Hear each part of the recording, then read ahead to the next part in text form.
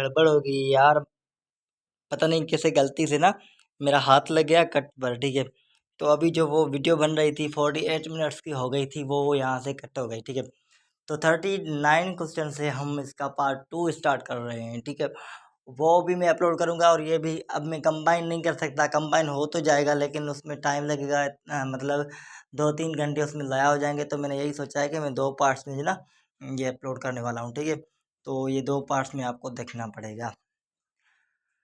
ठीक है, और वीडियो वो लंबी भी हो गई थी तो इसी वजह से भी। ठीक है, तो यहाँ पर जो ना क्वेश्चन है, ये मैंने आपको खुद से जो ना सॉल्व करने के लिए कहा था कि अ डिवाइस रेटेड, ये मुझे पहले आप जो ना अभी स्टार्टिंग में ये मुझे कमेंट में आप इसका आंसर बता दें। ठीक है, फिर मैं इसका सॉल्यूशन आपको करवाता हूँ।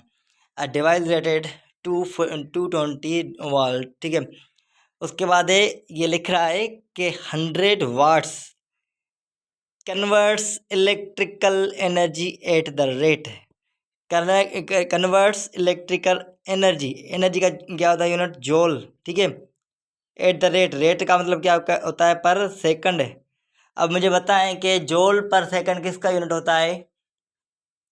जी बिल्कुल, वाट का। तो यहाँ से सॉरी वाट कह रहा हूँ पावर का। ठीक है, तो यहाँ हमसे पूछ क्या रहा है? पावर पूछ रहा है। Converts electrical energy at the rate, electric energy at the rate जो होता है ना, वो हमेशा पावर ही पूछा जाता है इस तरीके से। ठीक है, ये ट्रिकी क्वेश्चन था तो मैंने ये तभी डाला हुआ है। जूल पर सेकंड मतलब क्या? हमसे पावर पूछा जा रहा है। ठीक है, तो अभी जो ना पावर के लिए अगर कोई फार्मूला देखें तो पहले थोड़ी नज़र घुमाएं, मतलब बहुत यार ट्रिकी ये एक टाइप का। आई लव इट यार, क्या एमसीक्यूज है। ठीक है, तो यहाँ पर देखें एक वैल्यू है जो डायरेक्टली हमें वाट में दी हुई है, और हमें मालूम क्या करना है? यही चीज़ तो मालूम करनी है, पावर ही तो मालूम करना है। आपको पता है कि पावर का यूनिट क्या है? वाट। ऐसा यूनिट क्या है? वाट। दूसरा यूनिट क्या है? जूल पर सेकंड। 1 वाट किसके बराबर होता है? 1 जूल पर सेकंड। तो 100 वाट किसके बराबर होंगे? जी बिल्कुल, वो 100 जूल पर सेकंड होंगे। यहाँ पर ये वैल्यू हमें गुमराह करने के लिए दी हुई है, हरू भरू किसी काम की भी नहीं है।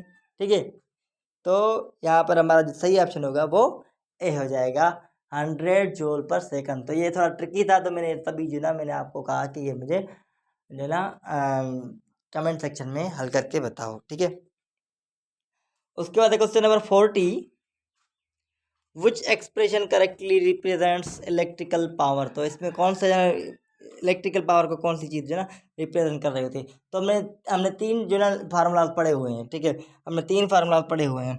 एक था P इक्वल टू वी आई, बिल्कुल ये करेक्ट है, ये हम करके आए हैं। ठीक है, उसके बाद दूसरा फार्मूला भी आएगा, मैंने वो भी डाला हुआ है। Using Ohm's law power can also be written. अब ओम्स लॉ को फॉलो करते हुए हम पावर का एक दूसरा यूनिट भी बना सकते हैं। वो क्या था? बताएं बताएं बताएं, जल्दी से बताएं बताएं। जी बिल्कुल, यहाँ पर भी हमारा ये ऑप्शन जो ना, सॉरी ये तो आपने देख लिया, यहाँ पर ये ऑप्शन हमारा करेक्ट हो जाएगा। मैंने आपको कन्वर्ट करके भी बताया था, मैंने आपको फार्मूला जो ना वो ड्राइव करके भी दिखाए थे। V square upon R, sorry sorry sorry sorry sorry sorry sorry बंद नहीं करी थी तो तभी जल्दी से पास कर लिया। ओके, तो उसके बाद क्वेश्चन नंबर हमारा 42, इसमें भी हमें फार्मूला जो ना वही देखना है। Another expression of electric power, तो इलेक्ट्रिक पावर को तीसरे तरीके से कैसे लिख सकते हैं ये भी मैं आपको बता चुका हूँ। तो वो कैसे होगा?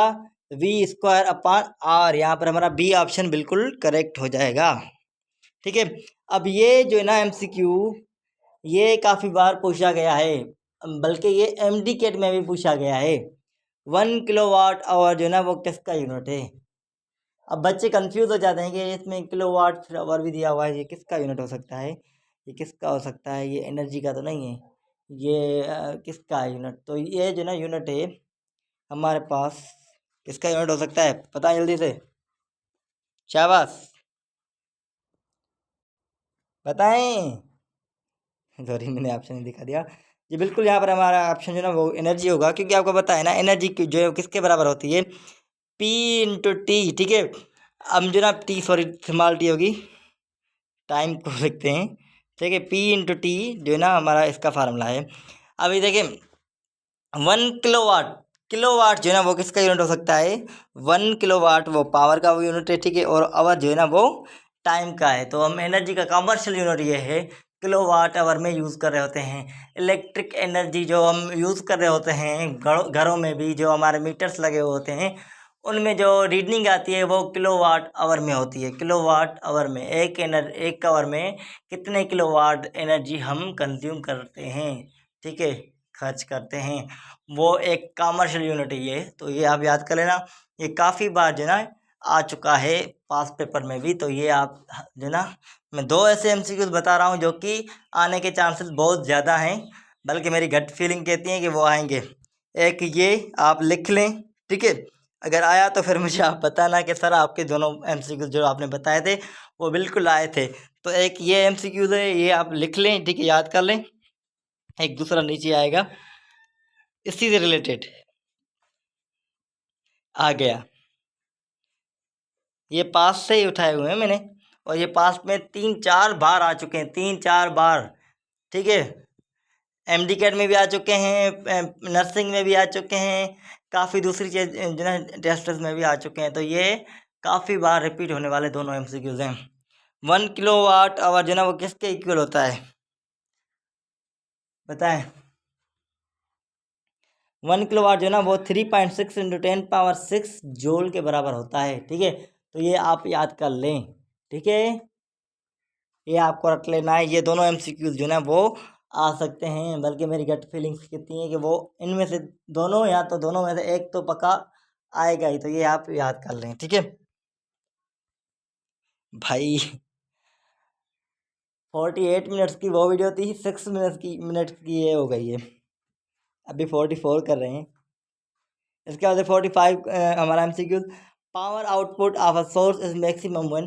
पावर आउटपुट का जो सोर्स कब मैक्सिमम होगा, जब क्या होगा कि, बताएं बताएं जल्दी से,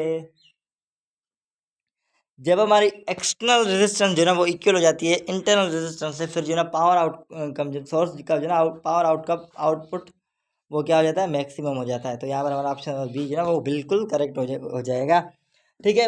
उसके बाद question number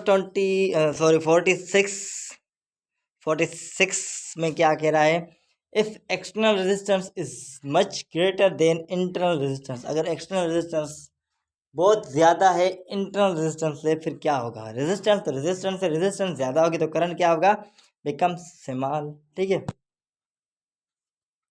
okay, larger total resistance reduce the current, ठीक है। ओके, उसके बाद question number 47, the slope of V I graph represent. तो हम जो ना एक ओम का ग्राफ होता है जो हम बनाते हैं, ठीक है, ये ऐसे इसमें बीच से जो आता है ना ऊपर, यहाँ से ना वी और यहाँ पर आई होता है। तो आपको पता है कि वी अपान आई जो है वो किसका फार्मूला है, वो हमारे पास रेजिस्टेंस होती है, ठीक है। तो यहाँ पर हमारा ऑप्शन नंबर बी जो है वो सी, सॉरी, वो करेक्ट हो जाएगा, ओके। उसके बाद एक क्वेश्चन नंबर हमारा 48, which quantity possess oppose the flow of electric current. तो कौन सी क्वांटिटी होती है जो फ्लो ऑफ इलेक्ट्रिक करंट को अपोज कर रही होती है, सिंपल इजी, रेजिस्टेंस होती है, और क्या होता है। उसके बाद question number 49, electric current in metallic conductor is due to the motion of. तो electric current in metallic conductor जो है ना वो किसकी वजह से फ्लो कर रहा होता है, जी हाँ बिल्कुल आप सही हैं, वो इलेक्ट्रॉन्स की वजह से फ्लो कर रहा होता है इन मेटालिक कंडक्टर, ठीक है। उसके बाद है हमारा last MCQ, last but least, ठीक है, बट नॉट लीस्ट, ओके। तो वो है हमारा question number 50, which statement is current, sorry correct है, करंट करंट करके करंट आ गया जहन में ही। EMF and terminal voltage are always equal, नहीं, हमेशा तो नहीं हो सकते, जब इंटरनल रेजिस्टेंस जो ना हो तो हो सकते हैं, मतलब आइडियल कंडीशन में। तो ये तो स्टेटमेंट गलत हो गई। Internal resistance exist inside a cell, internal resistance exist inside the cell, ये बिल्कुल करेक्ट है। रेजिस्टेंस डिक्रीज विथ लेंथ, नहीं, वो इंक्रीज होती है। Current flow from lower to higher, नहीं, वो हायर टू लोअर करता है हमेशा। तो यहाँ पर हमारा ऑप्शन और बी करेक्ट हो गया। तो इस चैप्टर के 2 आपको आपके पार्ट्स होने वाले हैं। पहला जो पार्ट है वो मैं आज ही अपलोड करूँगा, दूसरा पार्ट भी मैं आज ही इसके बाद ही जो है अपलोड करूँगा। तो जाएँ देखें, ठीक है। अपना बहुत ज़्यादा ख्याल रखना, इस वीडियो को भी लंबी नहीं बनाते। मतलब आज का जो हमारा लेक्चर हुआ ना वो कंप्लीट जो है ना पूरे 1 घंटे का हो गया, ठीक है। जो कि 2 पार्ट्स में मैंने स्प्लिट कर दिया। वो भी मैं नहीं करता लेकिन गलती से हो गया, ठीक है। क्योंकि आई थिंक कि ना स्क्रीन रिकॉर्डर की जो ना कैपेसिटी वो भी इतनी थी कि ना वो खुद से ही बंद हो गया। तो कोई बात नहीं, 2 पार्ट्स में ही देख लें वरना 1 घंटे का देख कर तो ना आप क्लिक ही नहीं करते कि यार ये क्या बना दिया है, ऐसा क्या डिस्कस किया है। पर मैंने आज कोशिश की है कि मैंने सारे जो ना टॉपिक्स, जितने भी टॉपिक्स थे, मैंने हर एक टॉपिक के आपको फार्मूलाज, उसकी जो ना डेरिवेशन और उसके जो ना इम्पोर्टेंट पॉइंट्स वो बता दिए हैं, ठीक है। तो आई होप कि आज का लेक्चर आपको बहुत बहुत ज़्यादा जो ना पसंद आएगा, ठीक है।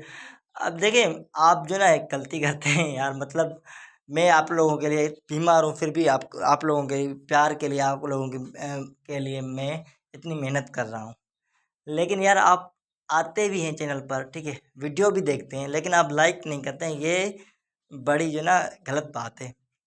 लाइक करने में क्या जाता है, सिर्फ एक क्लिक ही करनी है। तो प्लीज़ लाइक करा करें वीडियो को, और जो ना न्यू है वो सब्सक्राइब कर लें, एंड बेल आइकन को भी दबा दें, ताकि मेरी आने वाली वीडियोस के बारे में सबसे पहले उनको मालूम हो सके, मतलब सबको मालूम हो सके, ठीक है। तो मिलते हैं अगली वीडियो में, तब तक के लिए अपना बहुत सारा ख्याल रखना, दुआओं में याद रखना। अल्लाह हाफिज़। मेरे साथ ऐसा ही होता है।